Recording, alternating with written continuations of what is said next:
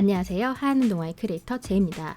앞서 보신 영상들은 아이폰과 스마트폰 짐벌 그리고 특수 필터를 이용해서 촬영해 보았는데요. 영화적인 느낌을 나타내고 싶어서 여러가지 기술적인 설정을 따라해봐도 뭔가 한 가지 부족하다고 느껴질 때가 있다면 시도해볼 필터, 바로 디퓨전 필터입니다. 시네마틱 혹은 영화적인 영상미를 구현하는 데에는 여러 가지 방법이 있겠지만 빈티지하고 부드러운 느낌의 영상을 쉽게 연출하는 데 도움이 될 것 같아서 소개해 보도록 하겠습니다. 그럼 시작해 볼까요? 디퓨전 필터 또는 확산 필터라고 불리우는 이 제품은 필터 표면에 작은 입자들이 처리되어 있어서 필터를 통과하는 빛을 산란시키는데요. 주로 빈티지한 느낌이 나는 영화에서 빛이 부드럽게 퍼지고 전체적인 선회도가 낮아서 연출에 따라서 따뜻하거나 몽환적인 느낌을 주고 싶을 때 사용하는 필터입니다. 영상에서 볼 수 있듯이 필터 표면에 작은 입자들이 보이는데요. 필터를 통해서 들어오는 빛들이 저 작은 입자들에 부딪혀서 위에서 이야기한 효과를 구현해낸다고 생각하시면 될 것 같습니다. 아이폰이나 다른 스마트폰으로 촬영된 영상들은 보통 쨍하고 선명하게 나와서 좋지만 약간은 일괄적일 수 있는데요.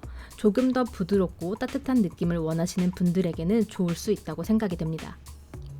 디퓨전 필터는 이번에 나온 신제품은 아니고요. 팁벤사의 블랙 프로 미스트를 포함해서 기존에 나와 있는 제품들과 동일한 기능을 가지고 있습니다. 이번에 저희가 구매한 제품은 모멘트에서 만든 시네블룸이라는 제품으로 기존 제품과 가격 차이가 크게 나진 않지만 신제품이라서 직접 구매 후 테스트해 보았습니다. 다른 제품들은 필터에 처리된 입자의 밀집도를 다양하게 선택할 수 있었지만 현재 모먼트에서 나온 제품은 10% 또는 20%의 밀집도만을 지원하고 있습니다.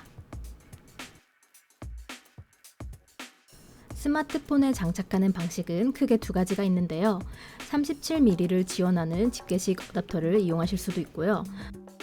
또는 베요넷 방식을 지원하는 모먼트 케이스와 37mm의 필터 및 렌즈를 장착할 수 있는 별도의 어댑터를 이용해서 스마트폰에 사용할 수 있습니다. 비용이 조금 더 들지만 개인적으로는 손쉽게 탈부착할 수 있었던 베요넷 방식을 더 자주 사용하게 되었습니다. 첫 번째로 빛의 확산이 일어나기 때문에 영상에서는 두드러지진 않지만 몇몇 아이폰 시리즈에서 나타나는 빈번한 플레어와 고스팅은 여전히 일어나고 필터를 통해서 막을 수 있진 않았습니다. 두 번째로 모먼트 케이스와 37mm의 어댑터를 사용한다면 초광각 렌즈에는 장착할 곳이 없다는 게 아쉬운 부분이었습니다. 또한 망원 렌즈 부분에 장착할 시에는 아이폰 12 프로의 라이다 센서를 맞게 되어서 초점을 맞추는 방식이 변하게 됩니다. 광각 렌즈의 장착 시에는 센서를 막는 것처럼 보이진 않지만 이 부분은 좀 더 테스트를 해보아야 할 것 같습니다. 마지막으로 베요넷 마운트를 지원하는 모먼트 케이스와 어댑터만 구매하시는 데에도 별도로 미화 60불 정도가 드는데요.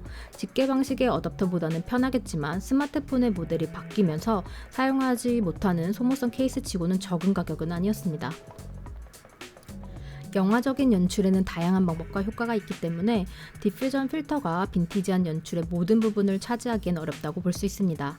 다만 아주 큰 비용을 들이지 않고 손쉽게 스마트폰으로 부드러운 빛번짐과 선회도를 살짝 누그러뜨려진 영상을 만들어보고 싶은 분들을 위해서 기획한 영상임을 알려드립니다. 실제 구매하고 사용해본 제품들을 위주로 리뷰를 구성하고 있기 때문에 구독자분들의 많은 응원이 있다면 도움이 될 것 같습니다. 이번 영상이 도움이 되셨다면 좋아요, 구독, 그리고 알림 설정 부탁드려요. 이상 하얀 동아의 크리에이터 제이였습니다.